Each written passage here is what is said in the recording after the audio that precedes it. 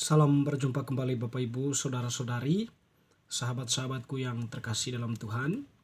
Pada kesempatan ini saya mengajak kita kembali lagi untuk mendengarkan sabda Tuhan yang kita ambil dari penginjil Lukas bab 14 ayat 12 sampai 14.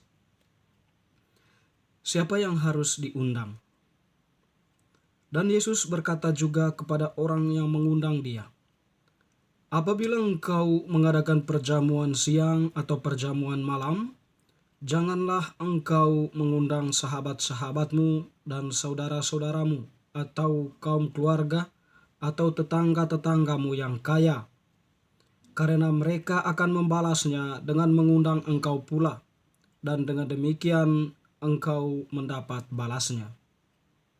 Tetapi apabila engkau mengadakan perjamuan, undanglah orang-orang miskin, orang-orang cacat, orang-orang lumpuh, dan orang-orang buta. Dan engkau akan berbahagia karena mereka tidak mempunyai apa-apa untuk membalasnya kepadamu. Sebab engkau akan mendapat balasnya pada hari kebangkitan orang-orang benar. Demikianlah sabda Tuhan, terpujilah Kristus. Bapak Ibu, saudara-saudariku yang terkasih, teman-teman sekalian, penginjil Lukas yang telah kita dengarkan tadi menampilkan kepada kita suatu cerita berkaitan dengan Yesus yang memberikan semacam sebuah masukan atau semacam sebuah arahan tindakan. Jadi dikatakan bahwa Yesus diundang untuk makan atau untuk mengadakan perjamuan. Nah, Yesus dalam memberikan masukan atau membangkitkan suatu pemikiran baru dalam diri orang yang mengundang, mengatakan bahwa apabila engkau mengundang orang untuk mengadakan perjamuan siang atau malam, janganlah mengundang orang-orang yang kamu kenal saja ya. Sebab mereka akan membalas kamu atau menilai perbuatanmu mengundang itu baik bagi mereka.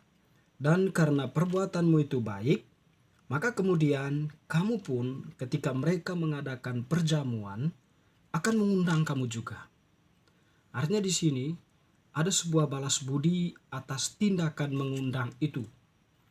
Dan tentunya dalam pemahaman Yesus ya, kamu sudah mendapatkan upahnya di dunia ini. Dengan pada saat itu juga kamu sudah mendapatkannya. Undang dibalas dengan undangan ya, atau undanganmu dibalas dengan undangan mereka yang telah kamu undang.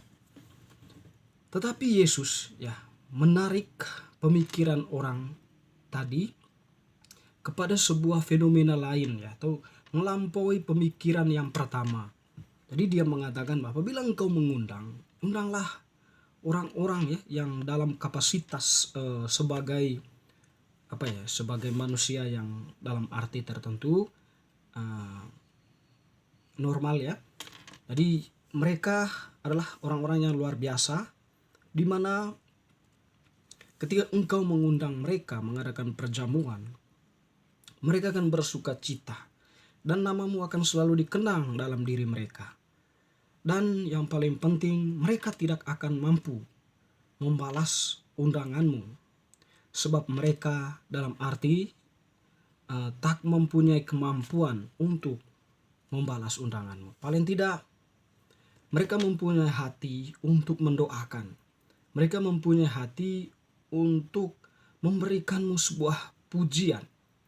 Dan Yesus menyimpulkannya sebagai sebuah tiket masuk untuk sekiranya nanti kamu mengikuti perjamuan kekal, atau dikatakan tadi engkau akan mendapat balasnya pada hari kebangkitan orang-orang benar ya.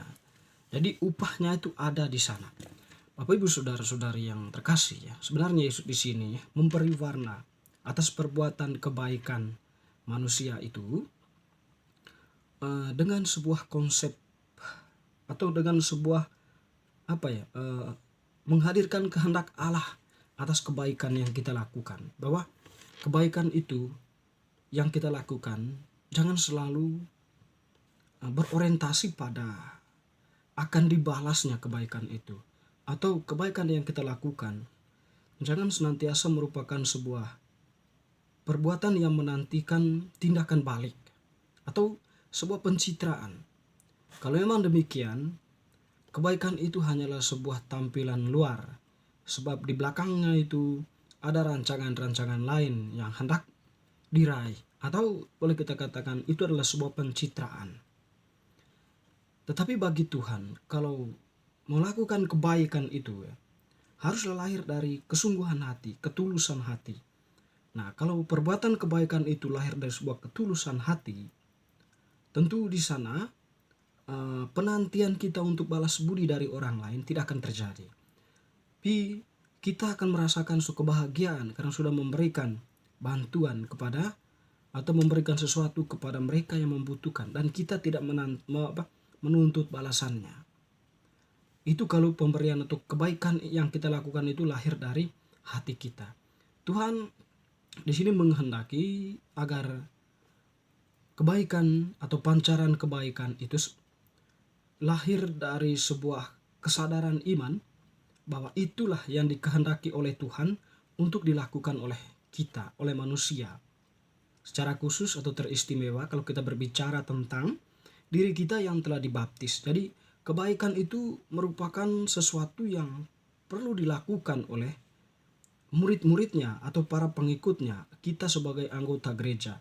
Kebaikan dalam arti kita hadir dalam realitas kehidupan dengan diri yang memang tampil sebagai duta kebenaran itu, duta kebaikan. Di sana kita menampilkan diri sebagai diri yang memang disentuh atau diri yang memang dibentuk oleh kehendak Allah sendiri. Membantu sesama yang menderita atau membantu mereka yang membutuhkan bantuan, itu merupakan salah satu ekspresi kesadaran iman. Dan tentunya di sini seperti dikatakan tadi, bukan sebuah pemaksaan atau bukan sebuah tindakan motivasional ingin mendapatkan sesuatu. Dan juga ya hadir di tengah realitas kehidupan, itu hadir sebagai manusia yang mencintai manusia. Segala bentuk gosip, hoax, maupun hal-hal lain yang mencederai sesama, setidaknya itu bisa disingkirkan karena adanya kesadaran iman tadi.